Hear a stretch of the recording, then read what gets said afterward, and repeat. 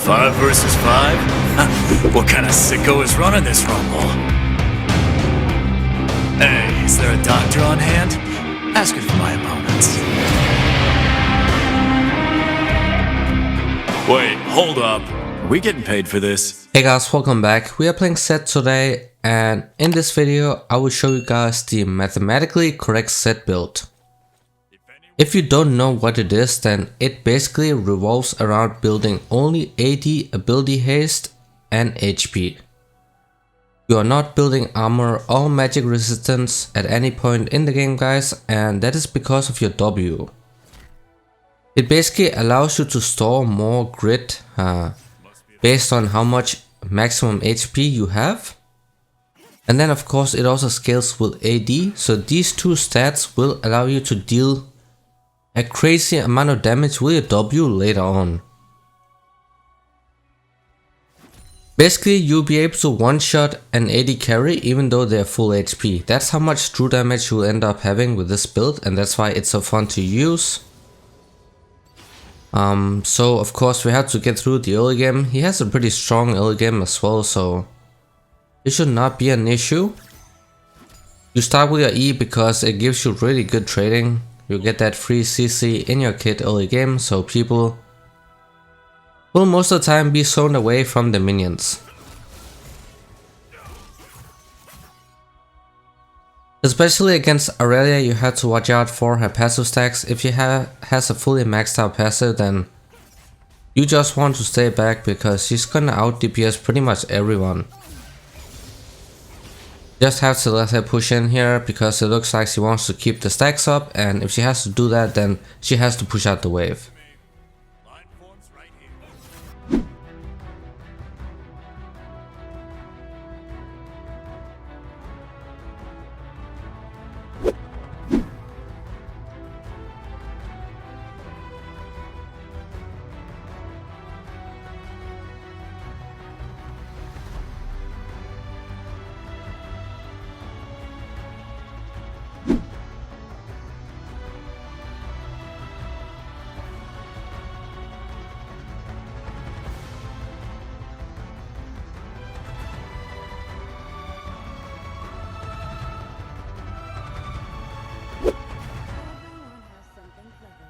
This build starts coming online once you have a couple items, guys, and it's going to be really fun once the team fight starts. Just one fully stacked W gonna one shot the AD carries, and it does not matter how much armor they're building because this is true damage.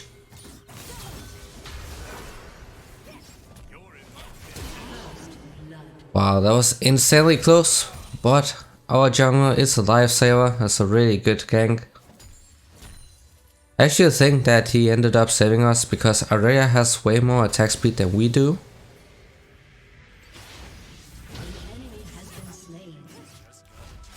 We have to go ahead and recoil here, otherwise he can just dive us. And since I was also top lane, we see him on the ward, so they would definitely be going for a dive. For the mythic item, you want to be going for the Gourd Ringer. Strikebreaker is also being built, but Gourd Ringer is the item that is going to maximize the damage.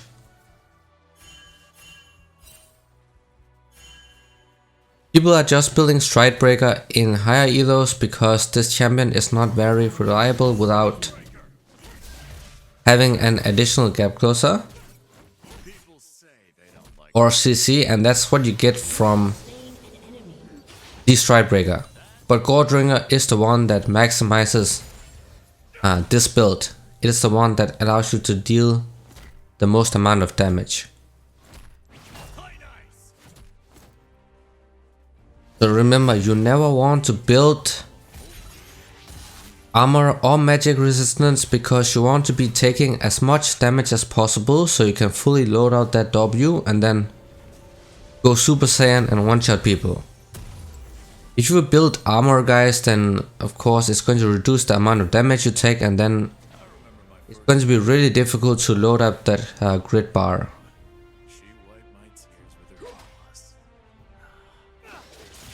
You can just start with the whip. It does help a bit with the wave clear and a little bit of damage as well when you go for trades. But that wave clear part is actually really nice because you can just W the wave and then you can use that active as well, and then it's going to clear it out. Later on, of course. This early on, it's not going to do anything.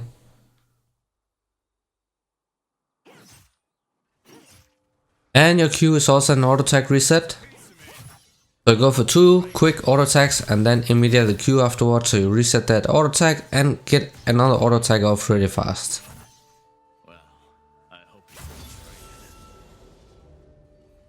We just started a push, we do not want to mess with that right now. We need level 6.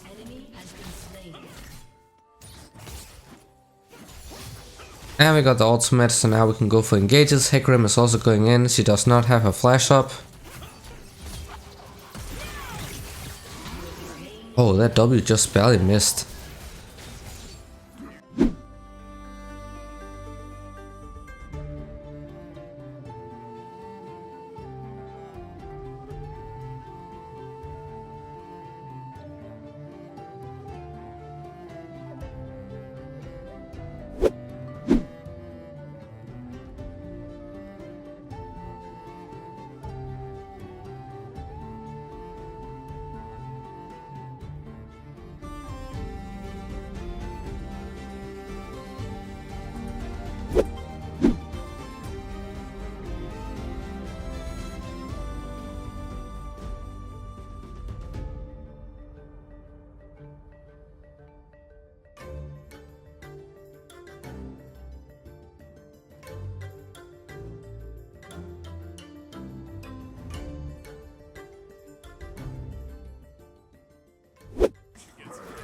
I think you are straight on top of me, so it did not hit, but does not matter.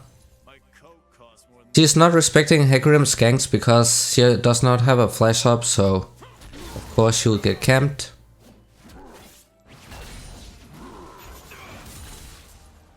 Especially when it's someone who's really good at setting up ganks. When you have that ultimate and your E up, then it's very difficult to really get away when you're pushed so far up.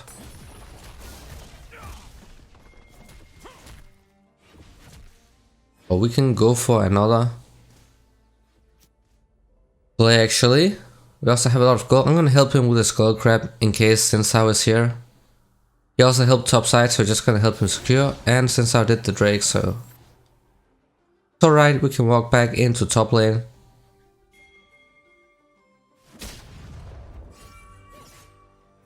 Aurelia keeps pushing the lane, so she's gonna get punished once again.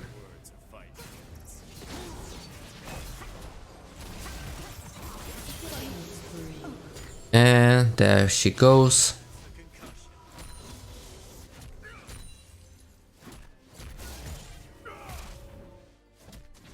This is pretty much why good wave control is so crucial when you start playing against those good junglers, because if you make one mistake, then they're just gonna camp you. This could have easily been me if I misplayed in the early game and Sensao came top over and over. That's why you don't just AFK push, you need to look at the minimap and the wave positioning, understand when it's going to push towards you.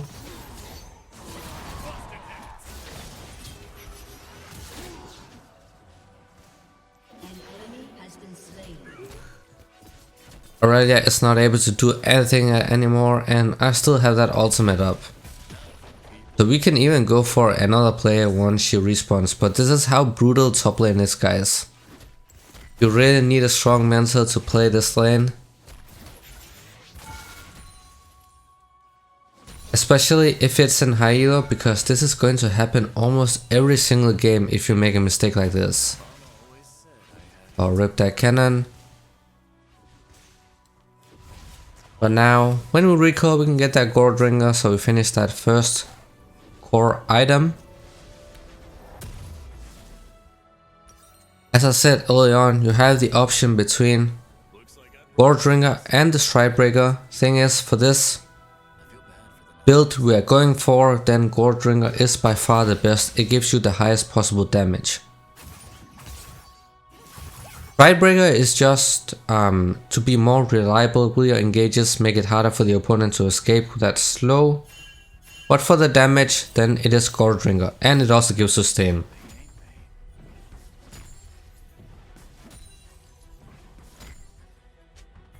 But you're gonna have a ton of health regen, so lifesteal is not important at all.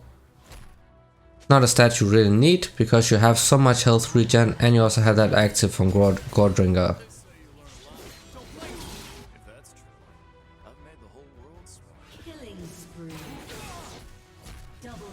Jungler is doing insanely good, so just gonna push topside, get that first tower. Get that free gold as well, and we have really good wave clear now. Things you don't really have any attack speed with this build, guys, so it all depends on that rune you're using in the precision tree. You can use alacrity if they don't have a lot of CC, but if they have a lot of CC, then you want the tenacity, and then you have even lower attack speed. So it can be a bit difficult to get used to at the start, but it's going to be a lot easier as you play this a couple games, really get used to that build, the different playstyle.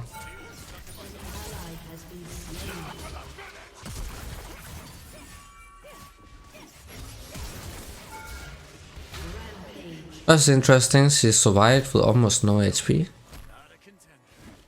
But I did not have any grit for that W, so that's why I did not finish her.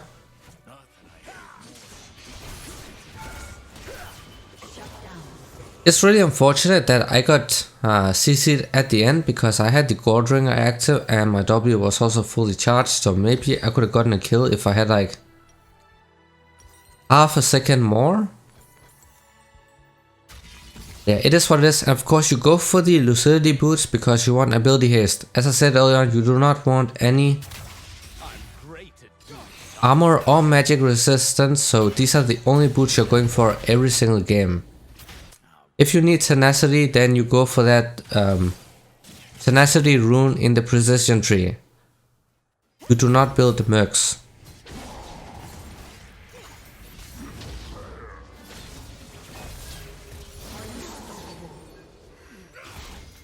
Oh, that's not very fun. We gotta help out Silas.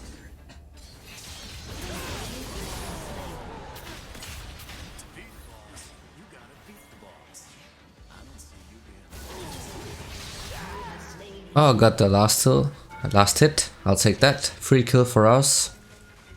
Get some vision down and then we can just AFK push.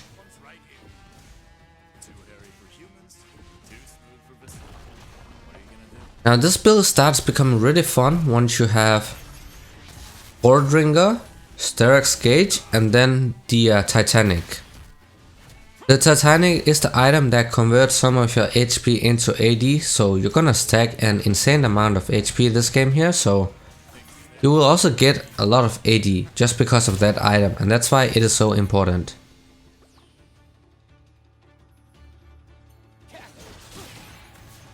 I'm just waiting to go for an ultimate dive right here, but we don't have a minion wave with us and we also don't see most of the enemy team, so I'm not gonna risk it and just go topside. Actually, we can just wait here a bit because the minion wave is coming in, so we can just walk straight in. You want to take as much damage as possible, but you also want to be a really good frontline. That's why you're building so much HP, and that W just straight up one-shot him.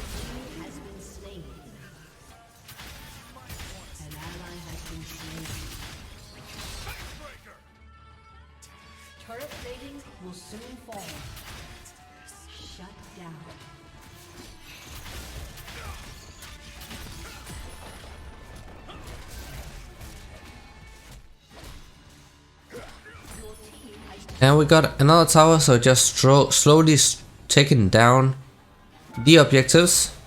We can also go bottom lane later on, look for a dive.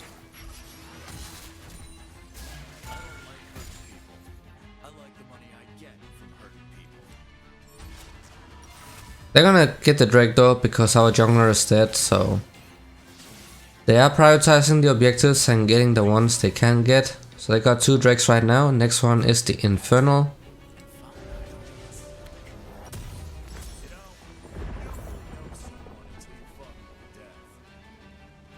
The Infernal Drake is actually really good for this build. The Mountain Drake sucks a bit because you get that bonus resistances, and that's not really effective because that's going to lower the potential of this build. So you, if possible, you don't want to get that Drake, you want to get the other ones. I used to risk my neck in the pit making someone else. Now we do it the other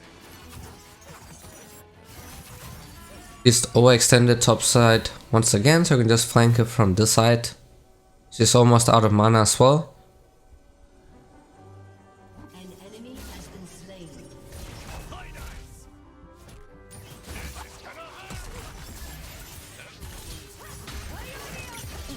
I did not hit her in the center right there. Thing is, this build or this playstyle is really fun to use, but you have some really difficult hard counters. You're not building any resistances at all.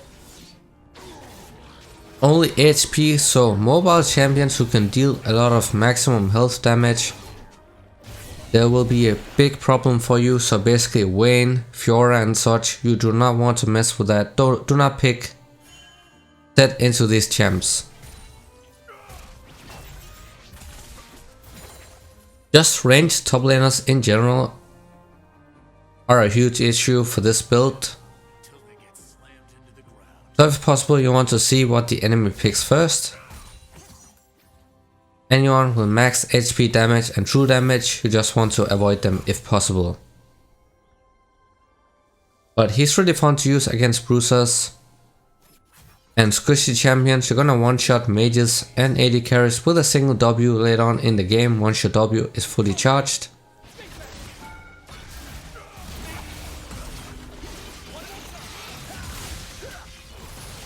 Wow, that W almost one-shot that echo.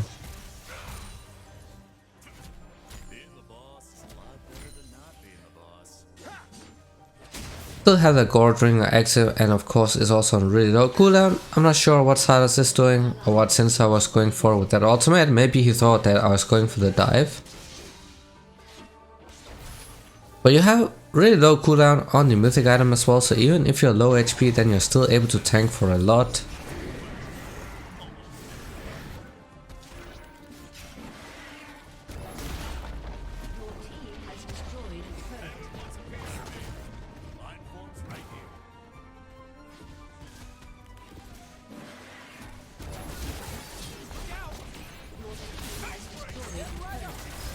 You can just go ahead and AFK push here, but we don't want to take the inhibitor this early on because it gives them a lot of free gold. And it's before 20 minutes in the game, so the Baron is not up, so that would be a big issue.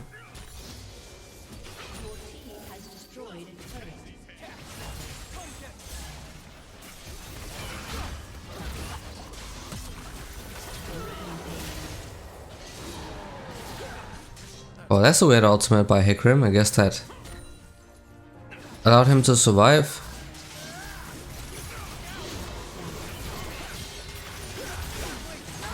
Oh, we missed the center. Really make sure that you hit people in the center, that's why the true damage is at.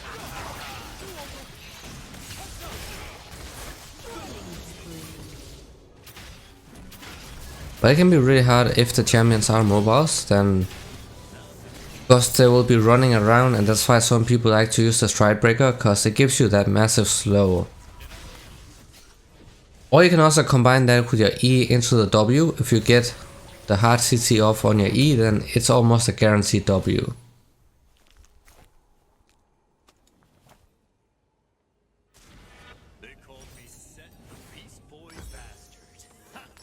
Titanic Hydra, once you finish this item, that's why the fun part begins.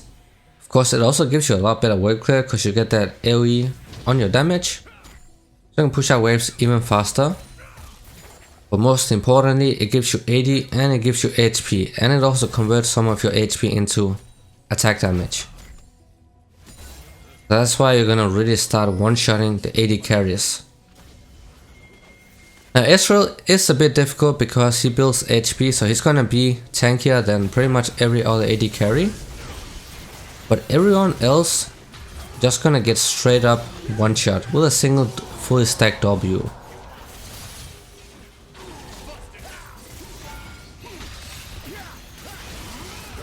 This is honestly the goal. You just take as much damage as possible and then you try to one shot the carries, like the mages and the AD carry, get a really good W off, and then you're gonna delete them in a single combo.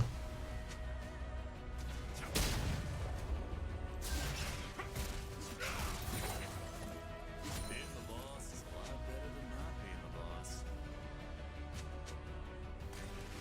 And that was it, the AFF, so that was the video. I hope this was helpful. As always, see you guys in the next one.